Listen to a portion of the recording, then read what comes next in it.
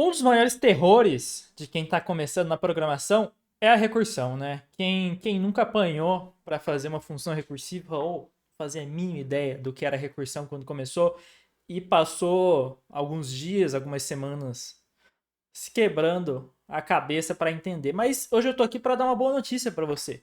Você consegue fazer absolutamente tudo da computação sem recursão. Você não precisa usar recursão uma vez na sua vida, se você não quiser.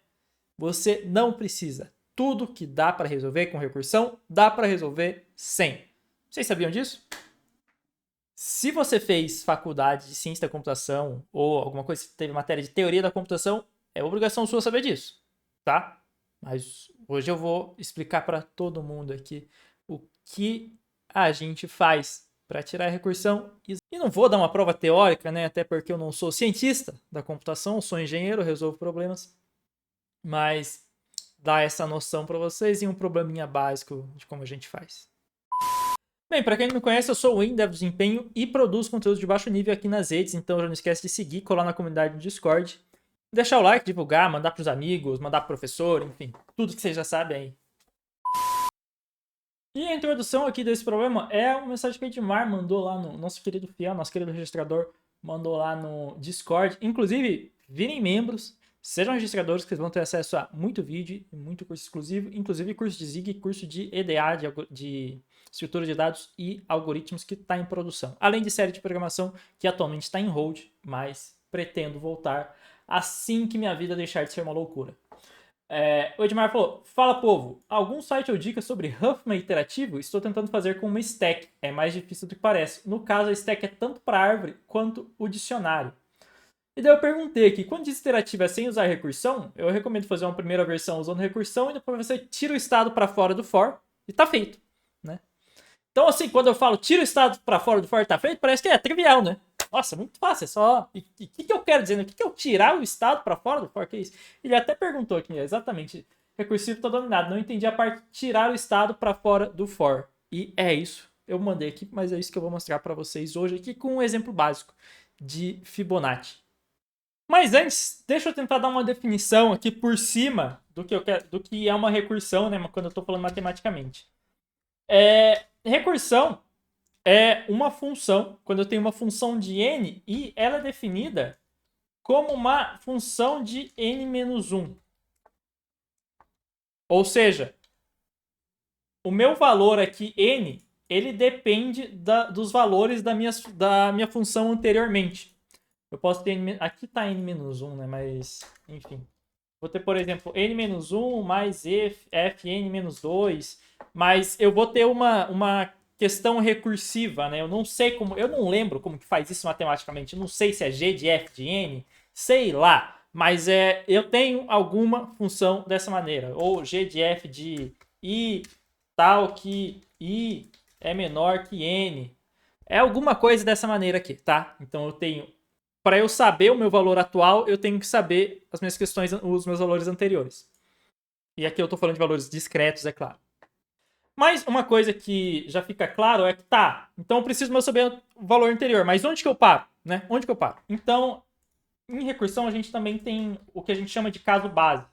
Então, o meu f de 0, eu tenho que ter algum ou mais de um, né, casos base. Se a minha recursão for dupla, se eu for depender de n-1 e n-2, eu tenho que ter dois casos base. Se for n-1, -2, -3, eu tenho que ter três casos base. E assim por diante. Então eu vou ter, por exemplo, o f de 0 é igual a tal valor, f de 1 é igual a tal valor. E eu estou colocando aqui em termos de função matemática, porque quando eu estou falando de recursão, eu estou falando de matemática, tá? Eu estou falando de matemática discreta e, enfim, só reforça a importância da base, a importância de a gente ter a teoria e tudo, papapá. Muito importante estudar, muito importante ter a teoria como base para você ter noções dessas questões. Então, o que acontece, né? Eu vou ter os meus casos básicos, por exemplo, f de 0 é igual a tanto, f de 1 é igual a outro valor, e a minha função de n, ela depende dos valores anteriores. Por exemplo, n-1, n-2, posso ter multiplicador, posso ter divisão, posso ter um monte de coisa ali no meio. Isso é uma recursão, tá? Se algum professor de teoria da computação vê, me corrige nos comentários, porque eu com certeza tô definindo aqui bem errado, tá? Mas é só pra gente entender aqui. E o caso mais clássico de recursão que a gente aprende, por exemplo, é Fibonacci. Fibonacci é o quê? F de n é igual a f de n menos 1 mais f de n menos 2. E eu tenho os meus casos base, né? Que é basicamente o f de 0 é igual a 0. E f de 1 é igual a 1. Tenho isso. Como eu tenho dois passos recursivos aqui, eu preciso de dois casos base, porque senão eu não consigo fazer. E é isso, né? Tá aqui a minha função. Então, quando eu vou implementar ela computacionalmente, bem, é literalmente eu pegar e fazer isso daqui, né? Literalmente eu pegar e fazer o Fibonacci recursivo, que é o algoritmo mais clássico que a gente vai ter. E tá aqui na tela para vocês. Então, o Fibonacci recursivo, eu recebo um n. O n é igual a zero? Ah, se o n é igual a zero, eu retorno zero. Pronto, tchau, obrigado, acabou. Se o n é igual a 1, outro caso básico, pronto, tchau, obrigado, retorno 1. Se não, eu retorno o Fibonacci de n-1 e o Fibonacci de n-2. E tá feita a minha função. E daí agora você pode... Daí você para e pensa. Pô, Wayne, mas você falou que dá para fazer isso sem recursão? Por que eu ia querer fazer sem recursão isso daí? De fato, a gente na maioria das vezes faz com recursão, mas alguns exemplos, né?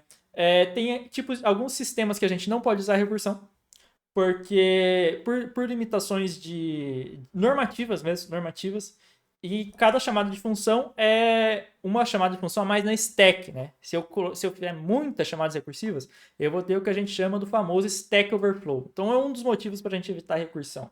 Né? Outra coisa que é difícil para o compilador otimizar também chamadas recursivas.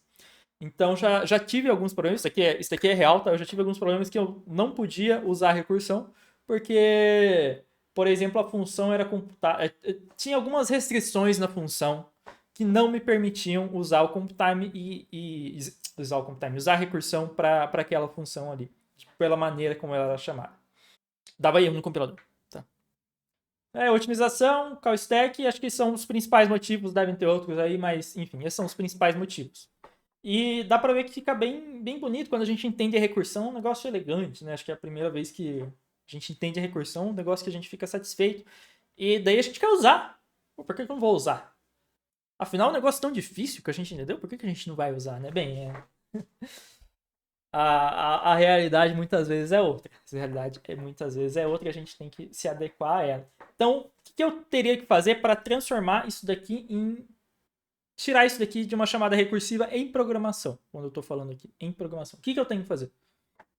Bem, o que eu quis dizer com tirar o estado do for é basicamente o quê?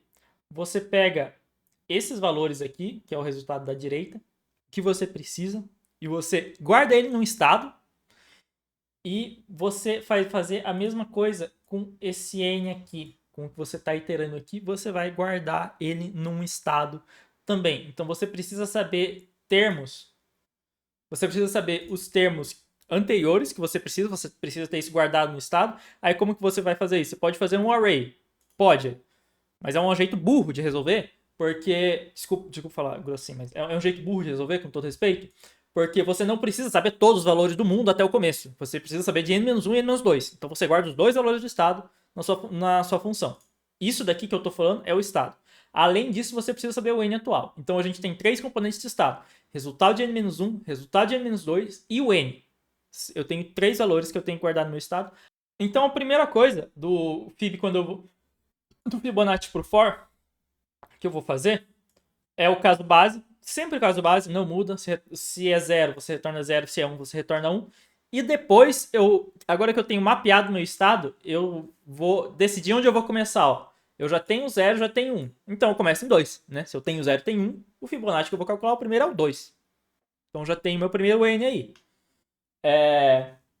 E além disso, eu preciso saber, lembra, do valor menos 1 e do valor menos 2. Quanto que é o Fibonacci de 1? É 1. Quanto que é 2 menos 1, né? 1.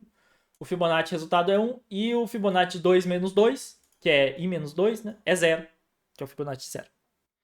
E o total atual, meu, né? Atualmente, é o Fibonacci 0 mais o Fibonacci de 1, que dá 1. E é isso. E a partir daqui eu vou ter o meu for iterativo, que vai fazer o papel dessa recursão aqui. Ele vai fazer o papel dessa recursão. E eu tô tão confiante nesse código que eu sequer testei antes de gravar esse vídeo. Vai ser... Vamos ver se as minhas habilidades ainda estão boas. E aqui no estado que vem a mágica, né? Eu tenho um for igual a 2 e menor que n e mais, né? Então eu vou iterar aqui, aqui eu vou ter o Fibonacci 2, 3, 4, 5, 6 por aí. O valor que eu tiver aqui vai ser o valor do Fibonacci. Então, o Fibonacci de i, o que ele é? Ele é o anterior menos 1 mais o anterior menos 2. Né? Fi menos 1, Fi menos 2. Aqui eu já tenho. O meu total, por que eu estou somando isso daqui? Eu não sei. Ah, tá. Não, pera. Ah, ó, já tô fazendo besteira aqui. Eu tô somando o Fibonacci de i. Não, aqui é igual, só isso. Aqui é só igual, já fiz cagada. E depois de atualizar, o que eu tenho que fazer? O meu n-2 virou m-1, porque o próximo vai ser o 3. Se eu lembrar, o próximo aqui vai ser o 3. Então, 3 menos 2 é igual a 2 menos 1, né? E o anterior, que é o M1 aqui, ele vai ser igual ao meu Fibonacci atual. Meu prev M1, prev M2. E tá feito. Sabe? A recursão, ela tá aqui. O que eu fiz? Eu tirei o estado do for. Desculpa. Isso daqui, se vocês pegarem, ó, é simplesmente a mesma coisa que isso daqui. O que eu fiz? Isso daqui tá guardado no estado e o Fibonacci recursivo n-1 está guardado em um estado e o n-2 está guardado em outro estado. E é só isso, acabou. Acabou, não preciso de mais nada. Não preciso de mais nada. Ó, eu tenho isso aqui, eu tenho um estado, eu tenho outro e pronto. Eu vou atualizando esse estado conforme eu vou iterando. Eu começo de zero. A recursão, ela sempre começa da onde eu tenho o caso base. Tá, ela sempre começa de onde eu tenho o caso base porque é impossível. Se eu quiser começar ao contrário, aí tem que ser dessa maneira aqui mesmo. Tá? Se eu quiser começar em n e ir para zero, aí eu não sei como que não faz sem ser assim. Mas eu posso começar em zero e chegar até n. Já que eu tenho uma relação recursiva, eu posso ir para os dois lados. E meu celular tá tocando. E aqui, pra gente ter a hora da verdade, escrevi um amém aqui, finalmente, né? Pra gente testar. Então, vamos pegar o Fibonacci de 10 e imprimir duas vezes. O Fibonacci recursivo dele e o Fibonacci por for. Primeira coisa, vamos compilar aqui, né? O A.C. E agora A.out, né? Gerou o executável. E deu certo aqui, ó. 55 e 55. Então, maravilha. Depois vocês vejam esse Fibonacci é 55 mesmo, né? Mas compilar de novo agora de 20. De 20, ó, 6765. 6765. Então tá certo. Ó, aparentemente está certa a implementação tanto no for quanto no recursivo. E o que acontece? Vocês devem pensar, ah, mas isso daí você fez, por exemplo, o mais básico do mundo. Para os outros não deve dar para fazer. Bem, eu posso afirmar que tem prova, tá? Existe prova aí. Você pergunta pro professor da teoria da computação, ele prova que dá para fazer por qualquer função. Qualquer função que tem essa cara aqui de recursão, você consegue implementar com for sem necessidade de recursão. Tá? E igual eu comentei, a primeira coisa. E assim, o que é importante quando você vai fazer, né? Você tem que ter o caso base, você tem que provar o caso base, você tem que ter a fórmula recursiva. Se você não tiver isso aqui, não é recursão, tá? Se você não tiver isso aqui, não é recursão. E você pode ter mais de um estado aqui, você pode ter N, M, X, você pode ter uma sequência de estados. Os estados eles têm que ser recursivos entre si, né?